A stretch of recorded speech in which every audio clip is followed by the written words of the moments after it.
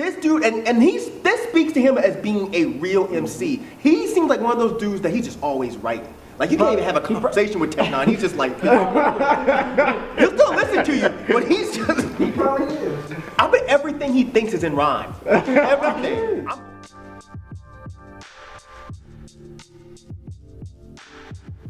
N9ne Something Else album review done in hip hop, and this is the second album that done in hip hop reviews from N9ne. And I think the thing I take away from this album, just like any other time you listen to N9ne, this guy is a lyrical beast. Lyrical beast. You know, I like fast rappers, Twista, Busta, Tech, but I think out of all of them, I think Tech probably gets the most personal about his music while still spitting hard and fast, and you know, like all of them other fast spitters that's out there. But on this album, you know, normally, you know, hanging around these guys more and listening to B.o.B say, I like short projects. I feel them. I like shorter projects too now. But now, yeah, now, you know, I give credit to B. Like, I do enjoy a shorter project. Do, right? Huh? Got shit to do, right? Yeah. You know, listening to this damn one album, you know, 2 damn hours. Yeah, that it's a lot.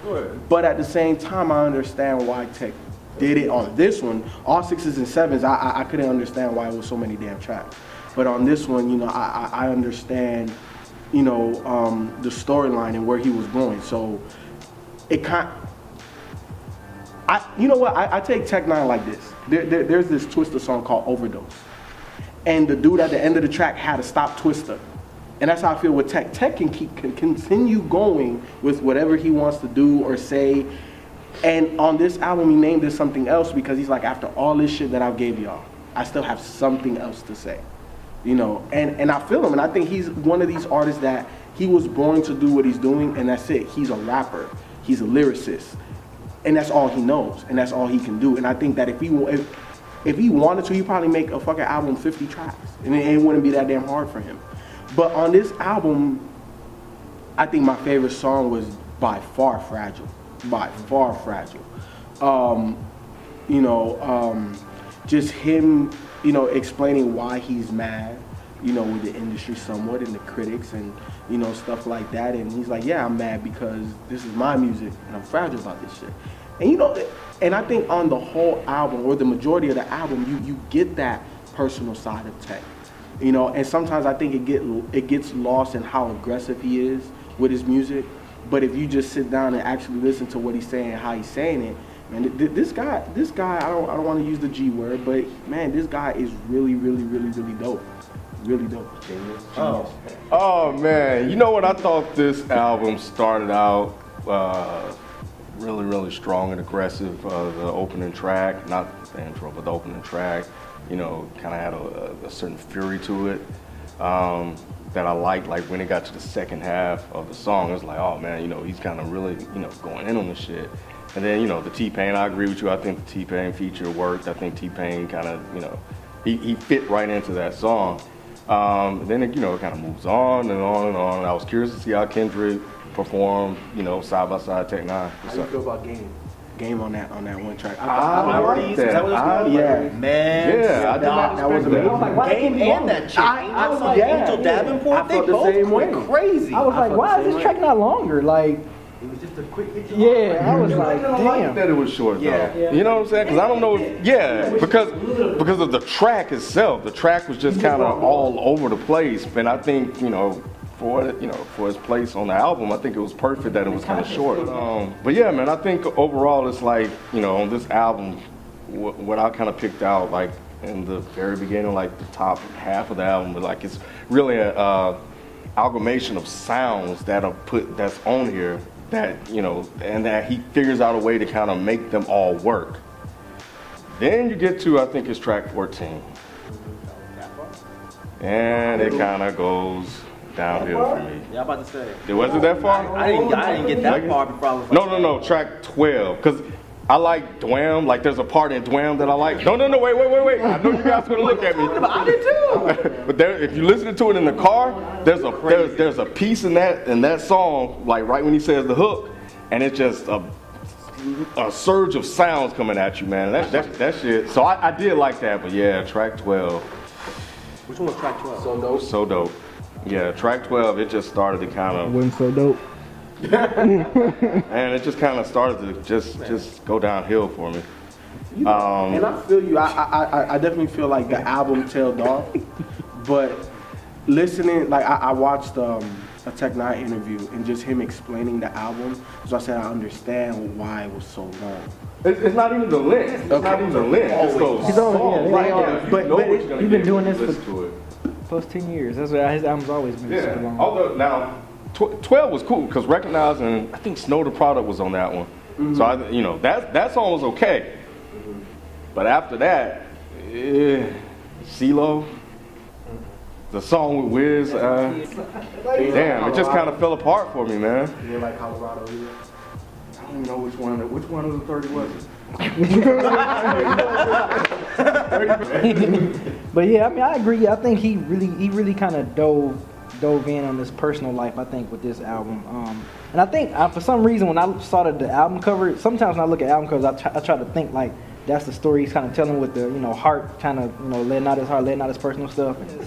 Songs like Straight Out the Gate, I think that's probably my favorite track on there, Straight Out the Gate. Just how it was like the Tech9 that I've always been used to hearing all the time, and him aggressive, spitting fast and everything. But I thought this album was okay. I thought it was cool. You know, it was a few, like, I'm the only one in disagreement. I didn't like Dwam. I didn't like the hook. I didn't like nothing about that. Why'd they put the hand on it? Like, bam, like, I didn't like it. I wasn't feeling it. I didn't like that track. I would have liked Make It Happen if Scoop DeVille didn't mess up the hook so much on there. And is it me or did he have Beyonce on Believe? Yeah, That's all. No, that wasn't her. I thought that Is too. that It's not Beyonce? Beyonce. It's this other chick, Karen something. I'll look it up. It's not Beyonce. She sounds just exactly like Beyonce. I'm thinking like, damn, he got Beyonce on here too. I thought exactly. Yeah, because I'm like, wow, he I get Beyonce, yeah. Because to me, I think on just looking at it, he did reach with the features. I mean, not saying it was a bad thing, but I thought Big K.R.I.T was kind of unexpected. I was like, I wouldn't see that collaboration happen. The Wiz, the B.o.B. Of course, he's gonna have his, you know, label guys on there recognized, but and T-Pain, like Ken said, T-Pain, that was another one I didn't expect. And T-Pain, He's fought with all of them before though. yeah, T-Pain, He's done shit with them. yeah, T-Pain. T-Pain sounded good doing the hook, man. He sounded like Vince's T-Pain on there. But overall, I thought this album was cool. I didn't really like enjoy it and thought it was amazing, like a lot of people say it is. But it's worth checking out. It's worth listening. Of course, and I was expecting 25, 27 tracks because that's Tech9. If you've been listening to Tech9 for over 10 years, he's always had very lengthy albums like this. So that didn't really throw me off. I mean, you know, as long as the music is good. But of course, I prefer shorter albums. But you know, it was a solid project. It was solid. It was just a solid project. That's what I got. Yeah, I kind of agree with B. This was an okay album. I didn't think it was amazing. I thought it was going to be, judging off the first track, because the first track, Straight Out the Gate, was just on fucking fire, man. He was just spitting his ass off. And then it was cool seeing Surge, I'm not even gonna try to pronounce his last name, on a track, even though I don't like System of a Down, but it was cool hearing him working with Tech9. It started off on a really good note, and then for me, I want to say it was like track 7 or 8 that it just started to get a little bit too mellow, and then it picked more up around like 14 or 15 or maybe even 17, so there was so many fucking tracks on this thing. But overall, I thought that was really good. I really enjoyed Bitch because of the subject matter, where he said that shit about I'm the first rapper that's gonna cross over the black crowd. Yeah, that was dope. Because he's had that issue. I don't know if it's an issue, but he's had that, you know, about him for a long time. And it's interesting that now black folks, basically after Lil Wayne co-signed him, black folks are now being like, oh, yeah. Tech9's cool. Yeah. But I also think that that's partly due to him, you know, because for years everyone thought he was like a Satanist because of the way he acted, which made me think he was kind of cool. And now he's lost a little bit of coolness with him because he doesn't talk about some of that stuff that he talked about before. What I always liked about Tech9 was the fact that he was really, really, really, really edgy. And I feel like he's starting to lose a little bit of his edge. He's not as willing to shock anymore.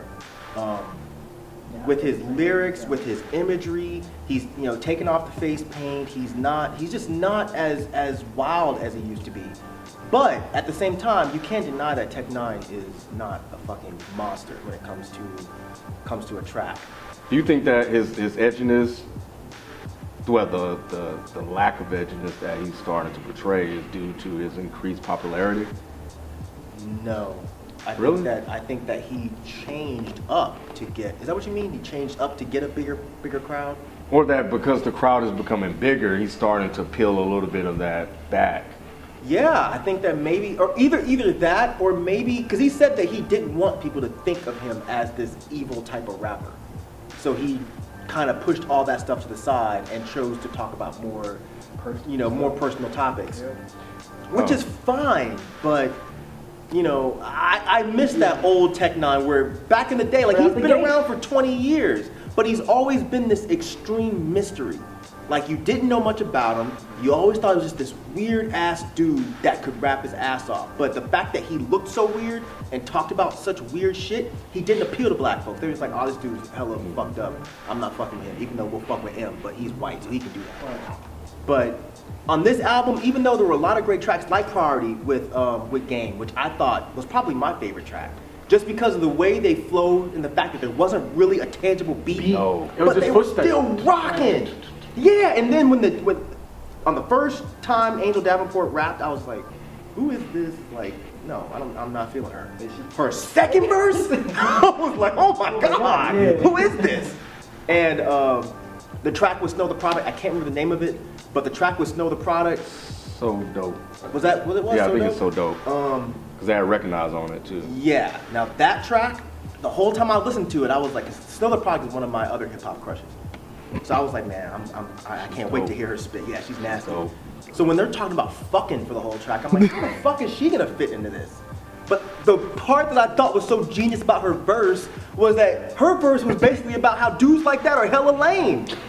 So it was like, I'm wondering if they were like, yeah, we gonna spit nasty, and then she's gonna come in with some Lil' Kim shit, and then she sent her verse in, and they were like, well, we can't take it off now. It's too late. She probably heard their verses first and was like, yeah, exactly. Write something about that. So she's like, oh, really? This how you gonna play me like this? Oh, I got you, motherfuckers. Sent that shit, and they're like, oh, well, hey, now we look lame. Now we look lame. I think my favorite track had to be Strange 2013, or Strange Day 2013. Jim Morrison. I thought it had to be really fucking cool to be Tech-N9ne and to go and actually work with some of your idols and let them, or get them to let you rework a classic Doors track and make it your own. I thought that was fantastic. And for him to actually have Jim Morrison singing and then him throwing little pieces into the hook, I thought it was dope as hell. I thought it was a good way to cross genres like that. Yeah, and to show homage to someone that inspired you so much. It named your fucking label after that. Yeah. Unlike these guys, I think I probably enjoyed this the most. It was long. I feel like it did hit a lull, but the more I listened to it and what I was hearing Tech say, that's what brought me in. Because musically, it was just like, but what I had to do was go back just and start at those songs that I didn't like that much and just like kind of just listen and pull in just Tech. And that's what I said, like throughout the project, man, he always has something to say, and that's what I appreciate about Tech-N9ne, man. But I think he's like a run-on sentence if you let him be. Like he'll just keep going and he won't stop, which is a gift and a curse, I guess. But I definitely like this. Like the guys, I definitely think the top portion is fire, as Tech put it, and it's definitely dope. And I'll definitely be listening to this, more. Not all of the damn, it's too many damn tracks, but the ones I really like, I'll definitely go back. It definitely bumps in the whip. If you're a Tech fan, man, cop it and support the brother. I think for me, the album kind of fell apart towards the second half, like right around after track 12. And some of the songs, while I appreciated the topics and the subject matter that he addressed, I don't think the instrumentation behind it or the beats really kind of pulled me in the way I wanted. So, or pretty much the way the first half set it up for me. But understanding that it's in 3 parts, you kind of get where he was going and what he was intending. But so overall, I think you know, I think it was an okay project. You know, I'm not gonna say it's a bad project. I think it's okay. So if you fuck with Tech9, you'll definitely appreciate it. So shout out to Tech, cop it. Yeah, I completely, you know, mirror what Ken say. You know, this is a cool project. You know, it's straight out the gate. Priorities, I think my two favorite, and Strange is my favorite tracks on the album by far. Yeah, it's some of the stuff he just could have kept off on there. You know, Dwam and make it happen would have been better. Yeah, make it happen would have been better. But other than that, you know, it's a cool project, man. Support Tech9, been following him for years. So if you've been following Tech9, check it out. Yeah, this was a great mix of songs. It was a great mix of content. The way he sequenced it was an interesting idea, but it just made for a really odd listening experience. So that was kind of my issue. I love the way he decided to go over all different kinds of production on this album. You have your rock, almost rap metal songs, which typically that sound just reminds me of Limp Bizkit, so it's just automatically fucking garbage. But the way he does it, it just comes off really sincere and it just works. You got him doing because he can match the energy Yes. of like that metal and all of that. Like well, with so does himself. Fred Durst, but he just sucks. Agreed. know? But I'm just saying, but that's the reason why I don't think that it always sounds right. But with Tech, it sounds right because he can match that. Like he sounds as crazy as those, you know, experimental sounds inside of hip hop, and he's kind of like the medium between them both. I hear rap metal, and they do match the energy. It's just that sound just comes off corny to me 9 times out of 10. I mean, Kid Rock. Tech9 just gets it. Tech9, I think Tech9 gets it, and it makes sense to him, and he feels it. Mm-hmm. So when he raps that kind of shit, it just sounds good. Then you have a song like Dwam, where it's almost like a weird club banger type of track, and he does it well. Anyway, yeah, I thought it was a cool mix of songs. I think everyone should go cop this album. If you listen to Tech9, you kind of know what to expect. I agree with Ken, that middle section just did not work for me. The subject matter was great. Believe had the nice positive messages behind it, but it's just, God, just shave off 10 tracks. Tech9, man, like. Just mad. Anyway, I love the album. Great album. Go pick it up. I'm done.